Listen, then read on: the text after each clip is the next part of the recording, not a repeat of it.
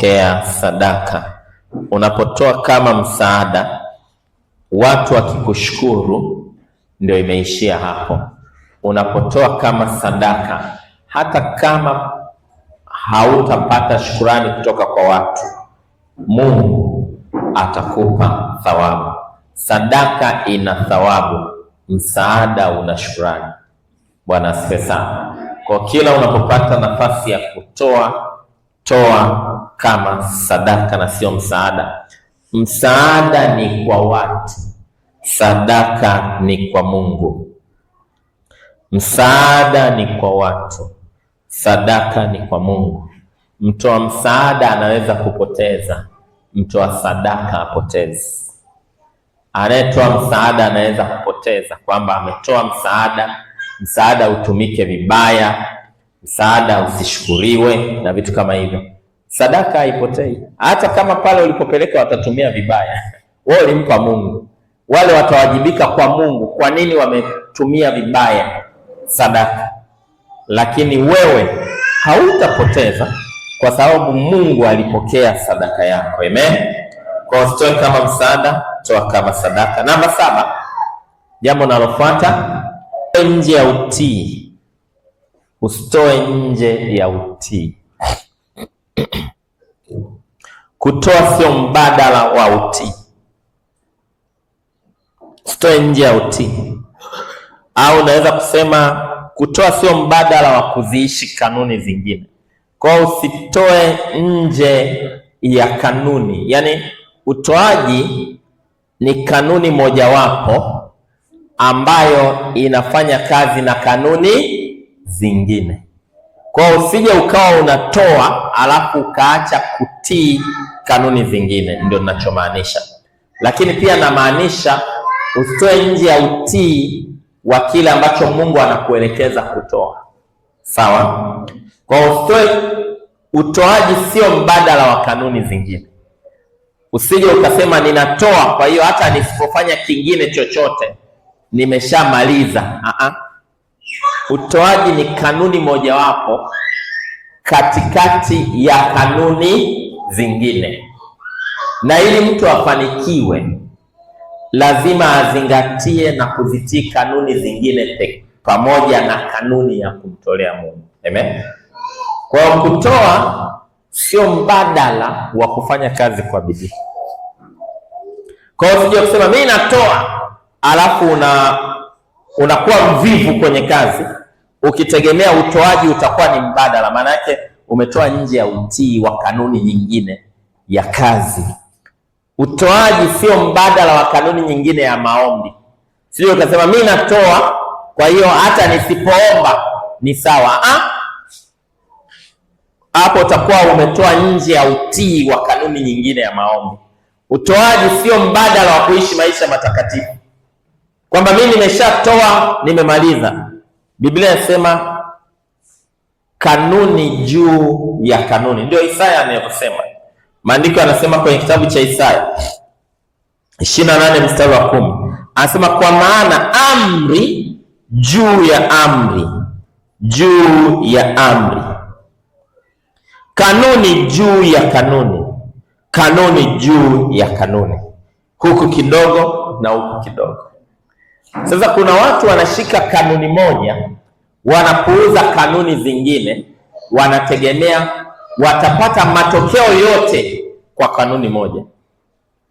Kuna watu wanachukua kanuni ya maombi, waombaji kweli kweli, lakini wanapuuza kanuni ya utoaji, wakitegemea maombi yao yatakava utoaji. Mambo yaende hivyo rafiki yangu.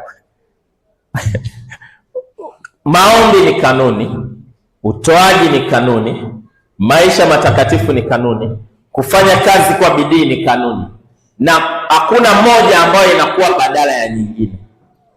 Ni kama tofali. Ili jengo kwa hakika halijajengwa na tofali moja, si ndio? Limejengwa na matofali mbalimbali. Sasa unaweza usione umuhimu wa tofali moja mpaka liondoke hilo tofali moja. Kwa kila tofali lina nafasi yake. Kwa hiyo usije ukafikiri utajenga nyumba nzima kwa tofali moja. Sije ukafikiri utafanikiwa kwa maombi peke yake, utafanikiwa kwa kutoa peke yake. Lazima, Biblia inasema amri juu ya amri, kanuni juu ya kanuni. Kwa kanuni ya kutoa lazima iende juu ya kanuni nyingine ya kazi kwa bidii, iende juu ya kanuni nyingine ya maisha ya maombi, iende juu ya kanuni nyingine ya maisha matakatifu. Amri juu ya amri, kanuni juu ya kanuni. Amen. Ninaeleweka vizuri, watu wa Mungu? Kwa usitoe nje ya utii. Sasa nje ya utii kwa kanuni zingine. Kwa usije ukaishi maisha ya kuvunja na kuharibu kanuni zingine eti kwa sababu wewe ni mtoaji. Utakuwa unakosea. Lakini pia usitoe nje ya utii kwa maana ya kwamba Mungu asije akakuelekeza kufanya kitu fulani alafu wewe ukasema ninatoa badala ya kufanya hicho kitu. Huko ni kutoa nje ya utii. Tunamfahamu mtu anaitwa Sauli. Mungu anamwambia ukienda uwa kila kitu, afi akajifanya mtoaji, akaua akabakiza vilivyonona, kondoo alivyonona. Alafu Mungu anamwambia nilikwambiaje? Nilikwambia uwa kila kitu. Anasema ni kweli nimefanya ulivyoniagiza, isipokuwa nimebakiza kwa ajili ya kukutolea wewe. Mungu akisema uwa kila kitu, maana yake uwa kila kitu. Kwa usije ukasema kanuni ya kutoa ikakufanya usimtii Mungu kwenye eneo lingine. Kuna watu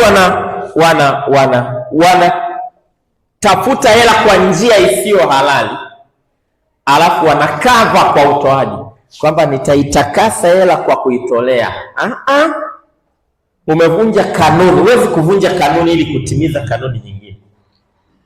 Kama ni dhambi, itabaki kuwa ni dhambi hata ukiitolea sadaka. Kimsingi sadaka iondoi dhambi. Hakuna sadaka inaondoa dhambi. Sadaka ya kuondoa dhambi ni sadaka ya Yesu msalabani basi. Kwa hiyo usije ukasema sasa hii hela nimeipata kwa njia ya magendo, nitaitolea zaka. Tatumia lile andiko linalosema jifanyieni urafiki kwa mali ya udhalimu. Bwana Yesu asifiwe sana. Usifanye hivyo. Kutoa sio mbadala wa kanuni nyingine. Ndio maana Biblia inasema kwenye Samueli wa kwanza 15:22. Anasema naye Samueli akasema, je, Bwana huzipenda sadaka za kuteketezwa na dhabihu sawa sawa na kutii sauti ya Bwana? Angalia, kutii ni bora kuliko dhabihu na kusikia kuliko mafuta ya beberu. Kwa kuna wakati Mungu atakutaka utii, hakikisha unatii. Amen. Kutoa nje ya utii ni kutoa kwa namna isiyo sahihi. Hakikisha unatii. Utii kabla ya kutoa, na hakikisha unatii kile ulichoelekezwa kutoa. Amen. Bwana Yesu asifiwe sana. Lakini napoongelea pia kutoa kwa utii, usitoe nje ya utii, na maanisha pia toa kwa utii wa kiasi kile ambacho Mungu anakuagiza kutoa. Wakati moyo wako unakusukuma kutoa, moyoni unasikia utoe kiasi gani, usipuuze. Kama tunataka matokeo, kama unataka matokeo, usipuuze kile ambacho Mungu anakuongoza kutoa. Toa kwa utii wa kiasi ambacho unatakiwa kutoa, lakini pia toa kwa utii wa mahali ambapo unatakiwa kupeleka. Toa kwa utii wa mahali. Kuna wakati mwingine mioyo yetu inapotuongoza kutoa, itatupa kiasi, itatupa na mahali wapi pa kupeleka. Sio mara zote. Wakati mwingine Mungu tu anakupa nafasi wewe mwenyewe uchague kiasi, wewe mwenyewe uchague mahali. Lakini kuna wakati kwa hakika utasikia mwongozo wa kiasi na mahali na muda pia. Kwa zingatia hivyo vitu vitatu. Zingatia kiasi unachotakiwa kutoa, zingatia ni wapi unatakiwa kutoa, zingatia na muda unaotakiwa kutoa. Amen. Sasa sio mara zote itakuwa hivyo, utakuwa unasikia huo mwongozo. Ni muhimu kujiwekea kutoa kwa kanuni. Sawa? Kutoa kwa kanuni ni kupi? Kuna mahali unaabudu, kuna mahali unalishwa kiroho, kuna mahali unatunzwa. Kanuni inakutaka utoe pale. Tunapoongelea kutoa kwa utii, simaanishi kusubiri mpaka usikie maelekezo ndio utoe. Ninaongelea kuwa na kanuni ya utoaji na kujinidhamisha katika kutoa, lakini wakati huo huo kuna uwezekano ukapewa maelekezo, tii hayo maelekezo. Hakuna maelekezo mapya, toa kwa kanuni. Amen. Naeleweka vizuri, watu wa Mungu? Bwana Yesu asifiwe sana. Kwa toa kwa utii wa kiasi, mahali na muda ambao unatakiwa kutoa. Usisubiri kuambiwa, uwe na kanuni. Jitengenezee nidhamu na kanuni, lakini wakati unatekeleza kanuni hizo, ikitokea maelekezo rasmi, yatii hayo maelekezo pia. Namba inayofuata, namba 8, usitoe kwa hisia au msisimko pekee. Usitoe kwa hisia pekee au kwa msisimko. Na hapa tuna kundi la watu wengi sana, watu wa kwa hisia na msisimko. Wako wengi sana, hisia na msisimko. Usitoe kwa hisia na msisimko. Usitoe kwa hisia na msisimko. Kuna watu wakichangamka sana wanatoa sana, wakiwa down hawatoi. Yaani kinachomuongoza kutoa ni ile hali ya hisia na msisimko. Akiwa excited anatoa. Aongozwi na kanuni, anaongozwa na hisia na msisimko. Sasa usiwe mtoaji wa aina hii. Bwana Yesu asifiwe sana. Usiwe mtoaji wa hisia na msisimko. Sasa utaka kujua unatoa kwa hisia na msisimko. Hisia zikitulia ni kama kitu kina hivi nimefanya nini? Kuna watu wanatoa alafu baadaye, Mungu wangu, hivi nimefanya nini? Yaani anaanza kujilaumu, yaani kama kuna kitu iko hivi, ni kama vile ukifurahi sana, si unajisikia kuahidi tu, nitakuletea hiki, nitakufanyia hiki. Alafu baadaye ukitulia, hivi hili nililosema naweza hata kulifanya. Sasa ndio watu wengi wako hivi. Na mzee wangu mmoja wakati anakaribia kustaafu, akawa anajua kuna milioni kadhaa, sijui ilikuwa anatakiwa alipwe milioni 60, sijui ngapi zile. Yaani ilikuwa kila ukikutana naye anakuahidi, mimi nikipata zile hela nitakupa milioni 5 na huyo nitakupa milioni kadhaa. Zilipokuja sasa tuliona hata shilingi. Sasa hiyo ndio kitu naita hisia na misisimko. Watu wengi wanatoa kwa hisia na misisimko, wakati anategemea kitu fulani. Ahadi ni nyingi. Mungu, ukinipa ile kazi mimi, Mungu. Hapo ameshawaza kazi, amewaza mateso aliyopitia bila kazi. Ukinipa ile kazi Mungu, mimi nitakupa mshahara wa mwaka mzima. Haya, alipopata hata limbuko la mwezi tu hawezi toa. Watu wengi wanakuwa na hisia na misisimko, na wengi unajua wanaangukia kwenye hili kundi, wanaahidi kwa hisia na misisimko. Watu wa hisia na misisimko ndio wamejaa kwenye madaftari ya ahadi. Mimi nitatoa 500,000. Sasa saa ya utekelezaji hatoi. Mwaka mzima, miaka miwili hatoi. Kwa sababu wengi hawamaanishi, wanakuwa na ile hali ya msisimko. Wengine ule hali ya msisimko ndo wanafikiri ndio Roho Mtakatifu. Wengine kutoa kwa hisia na msisimko ndo wanafikiri ndio kutoa kwa imani. Yaani anaropoka tu, mimi nitatoa milioni 3. Yeye mwenyewe akipiga hesabu pato lake la mwaka mzima, inawezekana hata milioni 2 alifiki. Anaitamka tu kwa imani. Kutamka kwa imani sio kutamka kwa hisia. Kimsingi kutamka kwa imani sio kutamka usicho na uwezo nacho. Usitamke kitu ambacho huna uwezo nacho. Yaani unapoahidi, hakikisha unaahidi kile ambacho unajua unaweza kutimiza.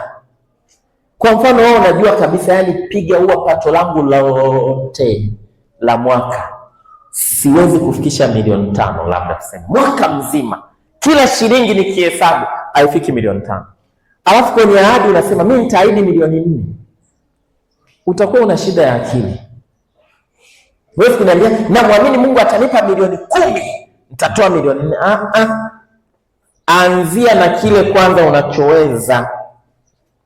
Sasa wengi wanajikuta wamejifunga kwenye ahadi za kihisia na hawazitimizi. Kwa hiyo usitoe kwa hisia, usiweke hisia zako mbele saa ya kutoa. Hakikisha unahusisha moyo wako na maamuzi yako vizuri. Jitulize, alafu mtolee Mungu. Mwambie jirani yako, jitulize, mtolee Mungu. Kwa sababu mwingine tu ameona mimi nitatoa 7,000 na yani kuna kitu kinaamka, na mimi nitatoa 7,000 na mimi nitatoa hiki. Alafu baadaye sasa akija kutulia, sema Mungu wangu, hivi mimi nitatoa wapi hela mimi? Nimewahi kusikia story moja, kuna mtu ilikuwa saa ya utoaji hivyo. Yaani watu wamechangamka, hisia zimechangamka, neno la utoaji limepita hapo. Kwa mfano hapa ninapohubiri utoaji, unajua kuna namna, kuna kitu kinaamka huko. Alafu baadaye napitisha changizo, tutoe. Utashangaa watu wanachotoa. Unaweza ushangaa watu zimekusanywa nyingi. Sasa nyingi zitakuwa ni sababu ya hisia. Ukitaka kujua kama hiki ninachofundisha kimeamsha hisia au kimeamsha badiliko, ni rahisi. Baada ya kufundisha leo, inawezekana kabisa matoleo yakaongezeka. Sasa usije ukasema watu wamebadilika kwa matoleo ya wiki moja kuongezeka. Inawezekana hisia zimeamka. Badiliko ni lipi? Ni pale ambapo utaona wiki 2, wiki 3, mwezi, miezi miwili, miezi mitatu imetokea badiliko. Si nimefundisha hivi leo? Kuna watu walikuwa wameacha kutoa, wataanza kutoa. Sasa usije ukafikiri ndio umebadilika kwa kuanza kutoa.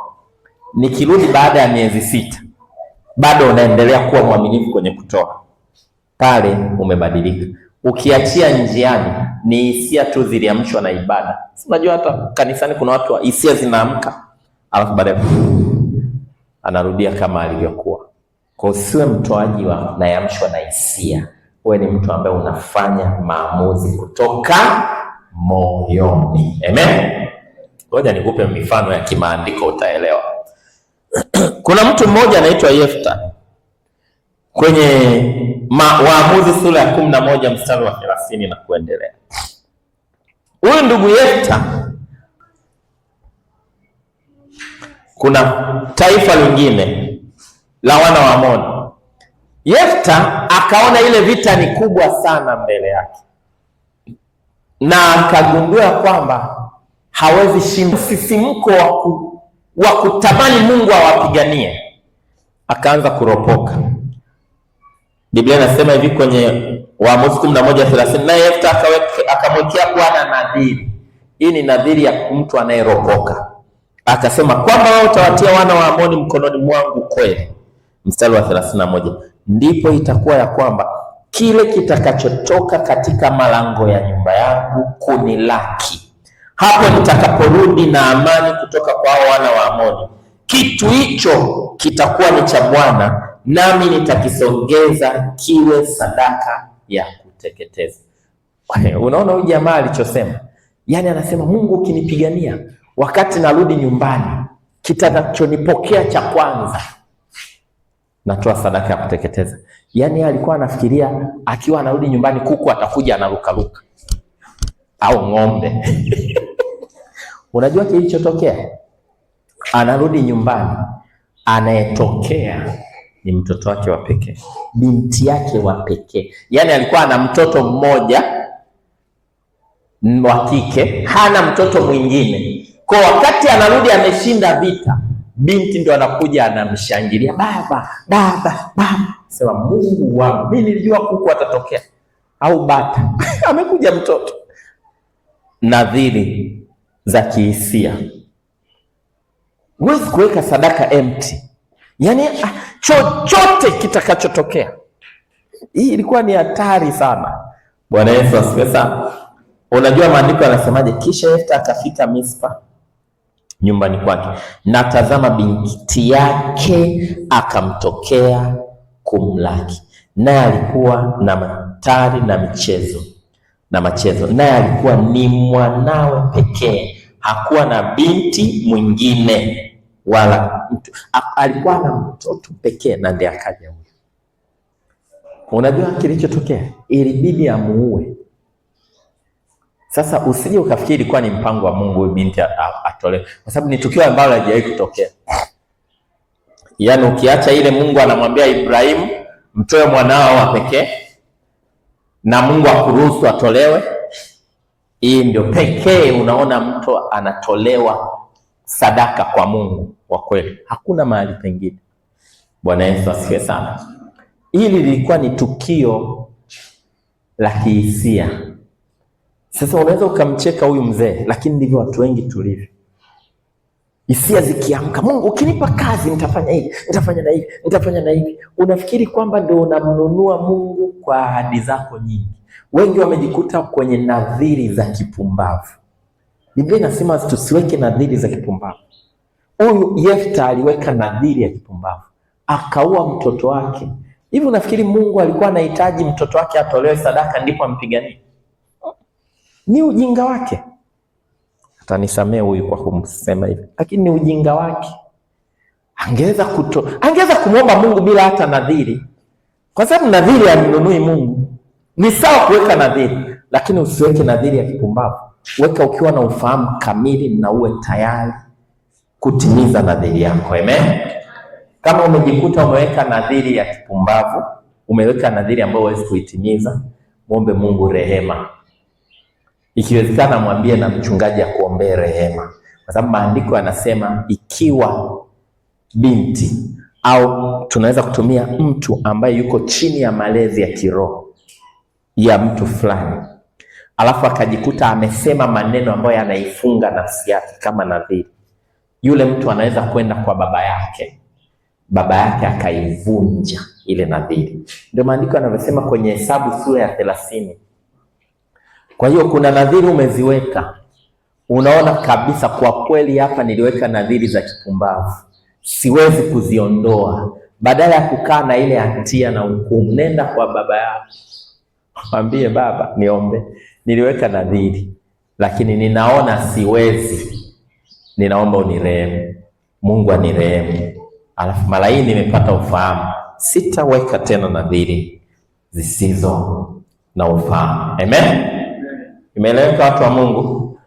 Hata wengine wako kwenye madaftari ya wahazina miaka 5, miaka 4, yumo humo ndani ameandikwa tu, aliahidi ujenzi, akaahidi na hiki, akaahidi na hiki.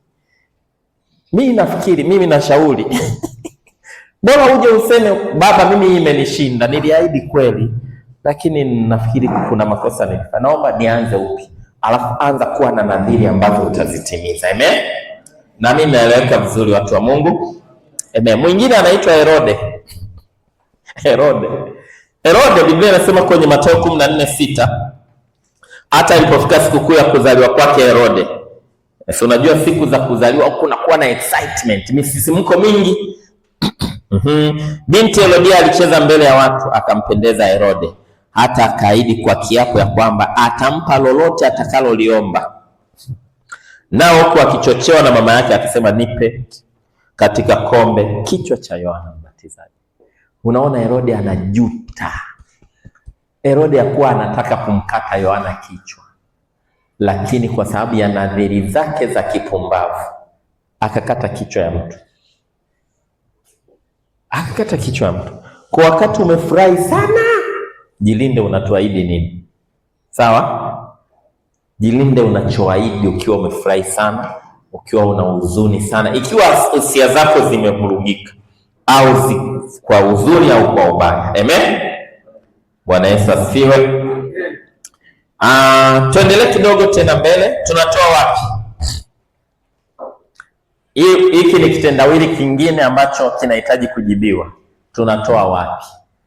Unajua ukishajua unakotoa, kutoa itakuwa rahisi. Watu wengi wanapata shida kutoa kwa sababu ili swali halijajibiwa kwenye ufahamu wao. Tunatoa wapi? Sadaka inaelekezwa wapi? Kwa nani? Jibu ni moja tu, tunatoa kwa Mungu. Ikiwa sio kwa Mungu, sio utoaji tena. tunatoa kwa Mungu. Kwa kila unapotoa sadaka unamtolea nani? Mungu. Usiweke kitu kingine chochote mbele yako unapotoa sadaka, na usimweke mtu yeyote mbele yako unapotoa sadaka. Unapotoa sadaka, ili iwe sadaka, lazima ielekezwe kwa Mungu, na ni Mungu pekee ndio mpokea sadaka. Sawa? Sasa Mungu hautamuona. Umewahi kumuona Mungu? Okay, twende kwenye ule mfano wetu wa Warumi. Anasema ni nani aliyempa Mungu kwanza, naye atapewa. Sawa? Hapa anasema kwa kuwa vitu vyote vyatoka kwake. Tunakubaliana wewe sio ulianza kumpa Mungu, si ndio? Kwa sababu ulizaliwa una kitu na vitu vyote vinatoka kwa Mungu. Si unakubaliana? Kwa sababu ulizaliwa una kitu alafu vyote vikakujia, ulivyo navyo vyote vilikujia, au kuwa na au kuzaliwa navyo. Kwa vitu vyote vinatoka kwa Mungu. Kwa kila ulicho nacho tunakubaliana amekupa Mungu. Tumekubaliana vizuri? Ni sahihi tukisema kila ulicho nacho amekupa Mungu. Okay. Mungu alikupaje? Ulikutana na Mungu njiani akwambia nakupa hii hela? Hapana. Mungu alikupa kupitia kazi, si ndio? Kwa Mungu alikupa kazi, na kupitia kazi Mungu anakupa hela. Mungu alikupa biashara, na kupitia biashara Mungu anakupa hela. Mungu amekupa watu, kupitia watu Mungu anakupa hela. Kwa maana yake Mungu anakupatia pesa kupitia. Tumeelewana? Hiyo si iko vizuri eh? Na ndivyo nakutoa. Tunatoa kwa nani? Kwa Mungu. Lakini hatukutani na Mungu barabarani. Mungu ametuwekea wawakilishi. Tunatoa kwa Mungu kupitia. Kwa sasa wewe unapaswa kumwona Mungu kila unapotoa. Kupitia nini? Tunatoa kwa Mungu kupitia nini? Namba moja, tunatoa kwa Mungu kupitia watumishi wake. Unapofanya kitu kwa mtumishi wa Mungu, unatoa kwa Mungu. Sawa? Unatoa kwa Mungu. Kwa usimuone mtumishi wa Mungu, muone Mungu, kwa sababu wewe unampa Mungu kupitia, kama vile ambavyo Mungu anakupa wewe kupitia kazi. Naamini hiyo inaeleweka vizuri.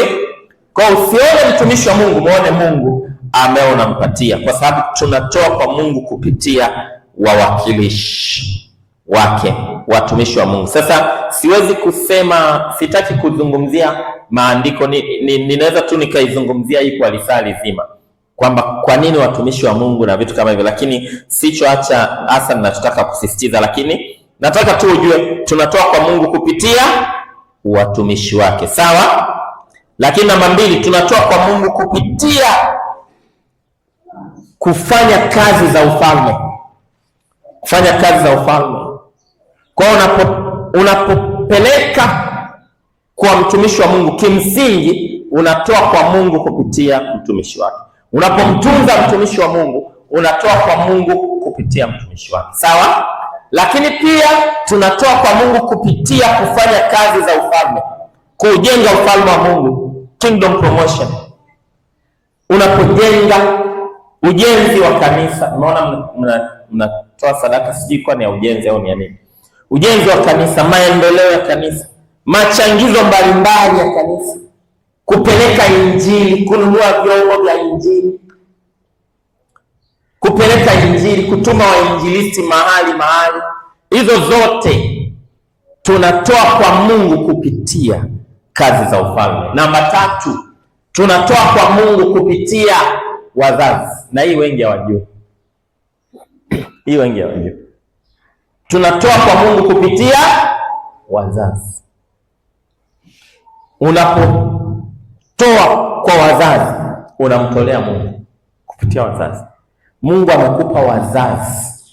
Kama hawako wazazi, umepewa walezi ili umtolee Mungu kupitia wao. Natoa kwa Mungu kupitia wazazi. Unajua Mungu anadai heshima, inadaiwa watumishi wa Mungu, na heshima inadaiwa kwa wazazi kimaandiko moja kwa moja. Ni vizuri kumheshimu kila mtu, lakini kuna heshima special kwa watumishi wa Mungu, kuna heshima special kwa wazazi.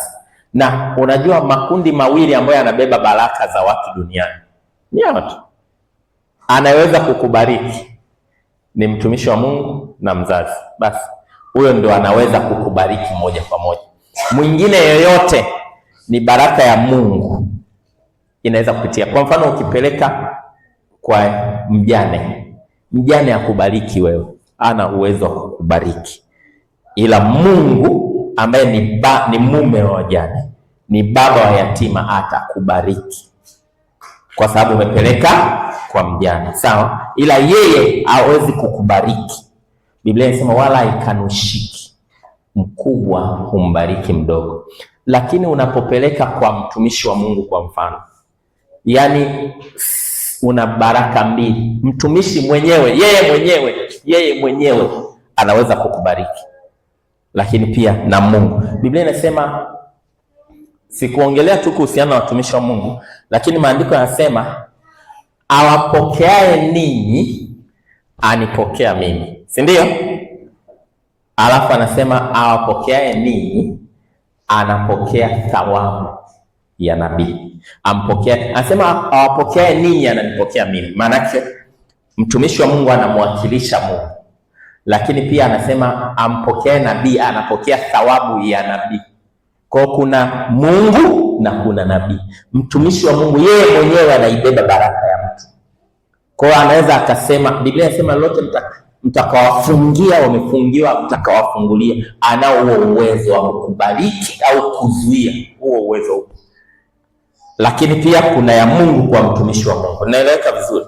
Sasa mtu wa pili ni mzazi. Au hizi ni nafasi mbili special. Mzazi sio mtu, ni nafasi. Mtumishi wa Mungu sio mtu, ni nafasi ambayo imekaliwa na mtu. Mzazi ni nafasi ambayo imekaliwa na mtu. Kwa hiyo tunapoongelea mzazi, usije ukafikiri naongelea wazazi waliookoka. Hata mlevi ni nafasi, naongelea nafasi. Hata mlevi anaweza tena akiwa nambariki mwanangu kule Dar es Salaam, nambariki kule, lazima afanikiwe, inashika. Kwa sababu kinachobariki ni position. Unanielewa vizuri? Na ndivyo ilivyo kwa mtumishi wa Mungu. Mungu akishamweka hapo kama mtumishi wake, unaweza ukamchambua na kumtoa makasoro, haina shida, lakini huwezi kukichambua kile kiti ambacho Mungu ameweka. Hizo kasoro zake atakutana na Mungu na watajuana na Mungu, lakini Mungu aliyemwamini akamweka kwenye kile kiti, ukijaribu kukiharibu kile kiti kitakushughulikia. Mfano ni rais wa nchi.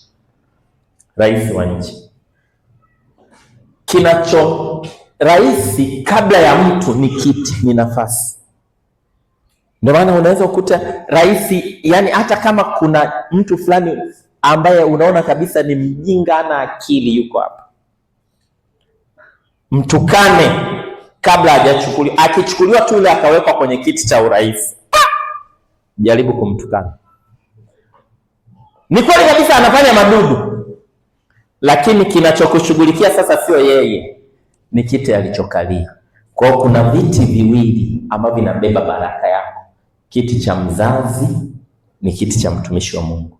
Kwa aina ya mahali patatu ambapo na nini kitaprovoke, kitaiamsha hiyo baraka, utoaji. Sawa? Kwa hivi viti viwili vinadai heshima, na hiyo heshima utaipelekaje kwenye hivyo viti viwili? Cha mtumishi wa Mungu, cha mzazi. Heshima unaipeleka, namba moja ni kwa kumshirikisha mafanikio yako.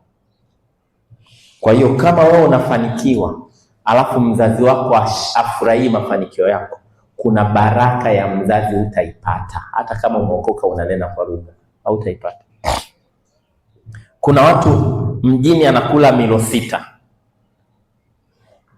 Akiamka asubuhi anakunywa chai, mchana anakula, akiwa anatoka jioni akikutana na vikuku barabarani anakula, pweza anapiga, usiku anafika nyumbani anakula.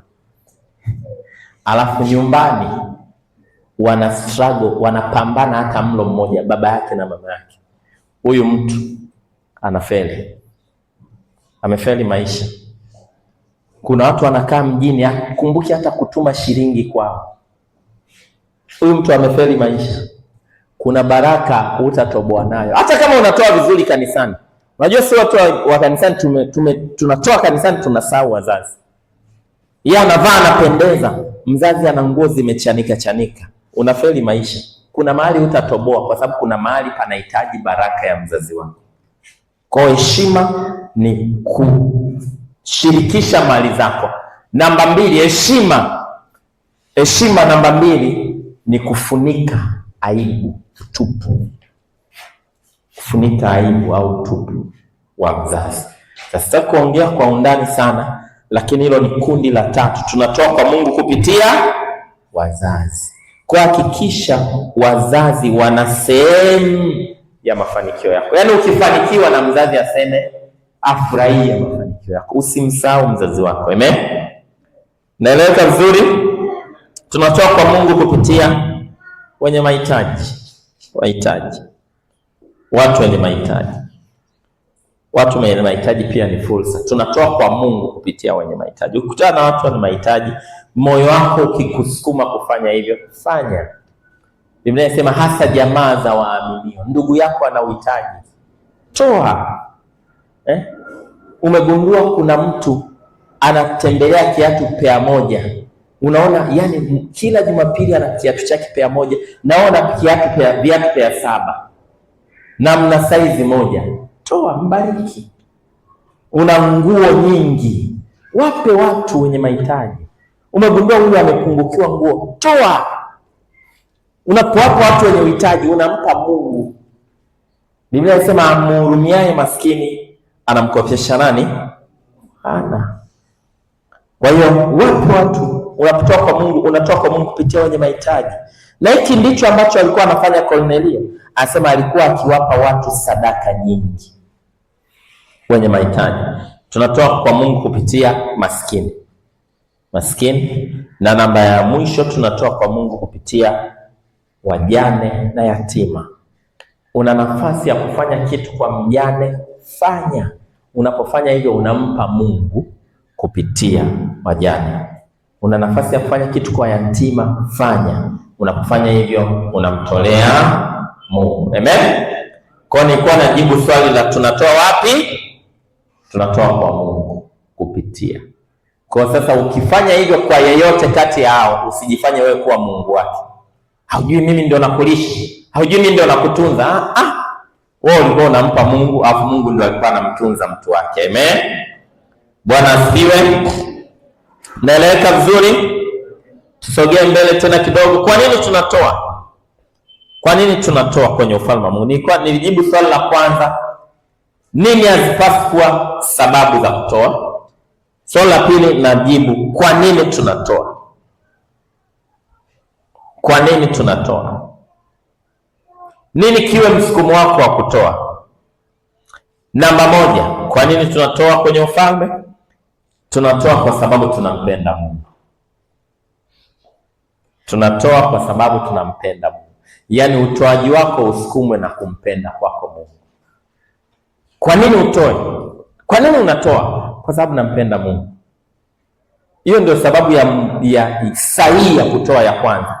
Kwa sababu tunampenda Mungu. Tunatoa kwa sababu tunampenda Mungu. Amen. Hatutoi ili tupate. Hautoi ili upate. Unatoa ukisukumwa na upendo wako kwa Mungu. Japokuwa ukitoa Mungu atakupa, lakini hautoi ili Mungu akupe. Unatoa kwa sababu unampenda. Sisi kama naeleweka. Kuna tofauti ya mimi kumpa mtu kitu kama mtego wa yeye kuja kunipa, na kumpa mtu kitu kwa sababu ninampenda. Kuna tofauti. Yaani ninajua wewe una hela, alafu najua yani huyu ngoja nijifanye kumpa ili baadaye na yeye aje anipe. Alafu ninajua una uwezo kunizidi, lakini ninakupa kwa sababu nakupenda. Hivi ni vitu viwili tofauti, ni vitu viwili tofauti kabisa. Sasa mwanadamu anaweza asijue, unaweza ukawa unampa ili baadaye iwe rahisi na yeye kupata kutoka kwake, na asijue, lakini Mungu anajua kwa nini unampa. Kuna watu wanatoa ni kwa sababu tu ili baadaye aje aombe zaidi. Unaona, Mungu nimekupa 1000 na umesema tutavuna 60, 30 na 100, basi ndio motive yake. Anampa Mungu kwa sababu tu anajua baadaye kuna 30, baadaye kuna 60, baadaye kuna 100. Ampi Mungu kwa sababu anampenda. Lakini kuna yule anasema, Mungu ninatoa kwa sababu ninakuonyesha ya kwamba ninakupenda. Hivi ni vitu viwili tofauti. Kwa kinachopaswa kutusukuma kutoa ni ufanye nini? Kumpenda Mungu. Amen. Unapotoa materials, kitu, ngoja nitolee mfano tena. Unapotoa pesa kwa sababu ya kupenda, kwa sababu unasukumwa na kumpenda Mungu, alafu ukaona muitikio wa utoaji wako, Mungu hajaitikia utoaji wako kwa sababu ya hela yako, anaitikia utoaji wako kwa sababu ya moyo wako wa kumpenda.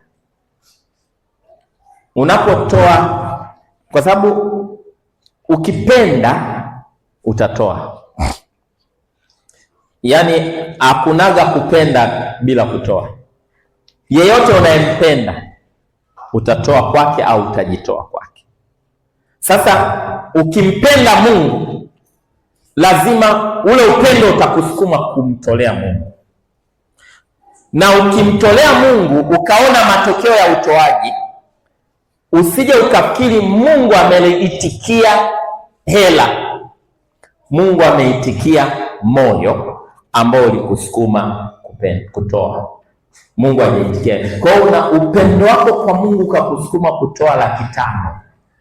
Alafu baadaye ukaona Mungu amefungua milango, umepata 2,000,000. Mungu hajafungua milango kwa kuitikia 500,000. Mungu amefungua milango kwa kuitikia moyo wako. Sijui kama ninaeleweka vizuri.